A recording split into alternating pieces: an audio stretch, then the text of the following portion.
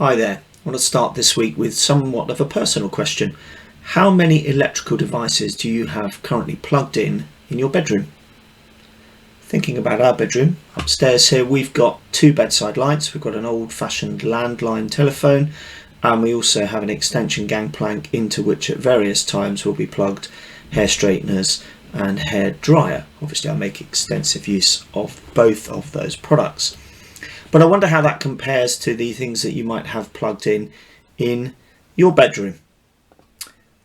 Hi there, my name's Pete Last, and this is week 15 in my series of video blogs for this year, a year in the life of an executive coach. Last week I spoke a little bit about sleep, and I wanted to continue that theme this week by suggesting that there's no such thing as bedmin, and I'll come back to that point a little bit later on. I made reference last week to a BBC survey that's currently being carried out in conjunction with the Sleep and Circadian Neuroscience Institute at Oxford University. I did the survey, and I wonder if some of you who watched last week's video have also perhaps done the survey. Really interesting insights into our sleep patterns. And I guess we've all experienced, haven't we, the odd night where we haven't slept well. There might be a baby, it might be you're not feeling very well, it might be you're anxious about an interview or a big meeting that's coming up at work. We've all experienced that. But it's estimated that between 6 to 10% of the population actually suffers from insomnia. And that's usually, or can be defined as a persistent problem with sleeping, which impairs your daytime functioning. And I wonder if some of you have experienced in your life, maybe you are experiencing at the moment, periods of insomnia. Because it's very easy to get stuck in a cycle if you are suffering from insomnia. And that cycle can sometimes look like this. So because your brain is so aroused, it then prevents you from getting to sleep. So it just delays the onset of sleep. And because you can't get to sleep, you then become very anxious about the fact that you're not able to sleep. And of course, then what happens is you put lots of effort into saying, I must go to sleep. Come on now, go to sleep. And those efforts are often very unsuccessful. And all that does is then just triggers that ongoing cycle of arousal in your brain and frustration and the development of anxiety as you are trying desperately to get to sleep. I wonder if you've experienced that. I'm sure most of us probably have. I know that I did for quite a long time, really struggled with my sleep and was finding myself pinging awake at 3 in the morning, 4 in the morning, 5 in the morning, head completely full of stuff to do with my day job.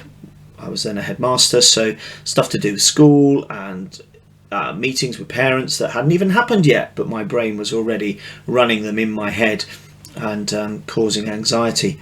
And I suspect that I'm not alone in having struggled at various times with sleep. So how do you break this cycle? Well, I've been doing quite a lot of thinking about this and reading about this, and also whilst I've been coaching, been doing quite a bit of work on sleep with some of my clients who have often told me that it's one of the things that they also struggle with. So quickly, top 3 tips from me. There are lots more out there, but here are the top 3 tips for me in terms of getting a better night's sleep. Number 1, don't drink caffeine or booze in the evening.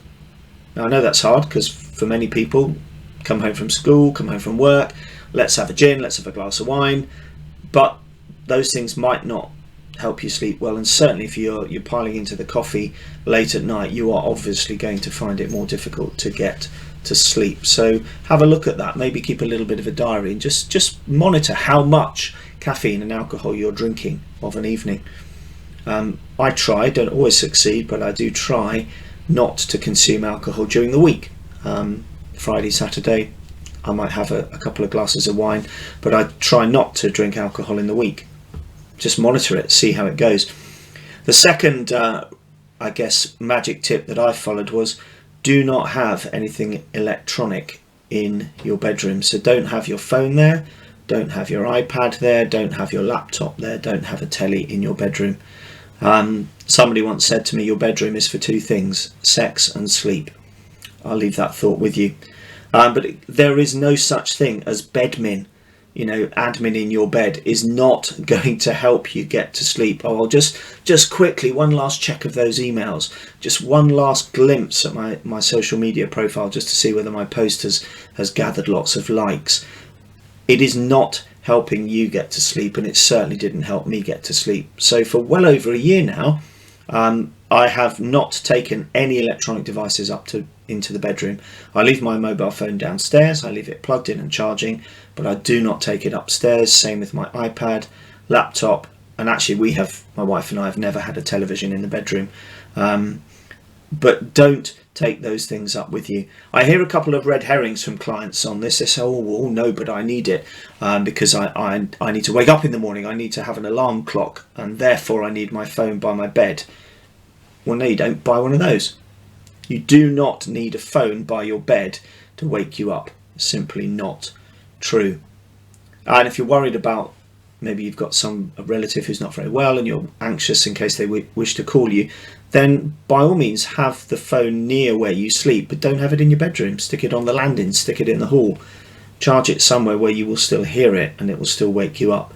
But these are all excuses, and too many people are on their phones and preventing them from getting to sleep.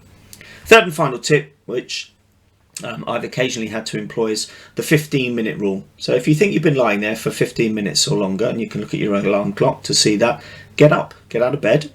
Don't put lots of lights on.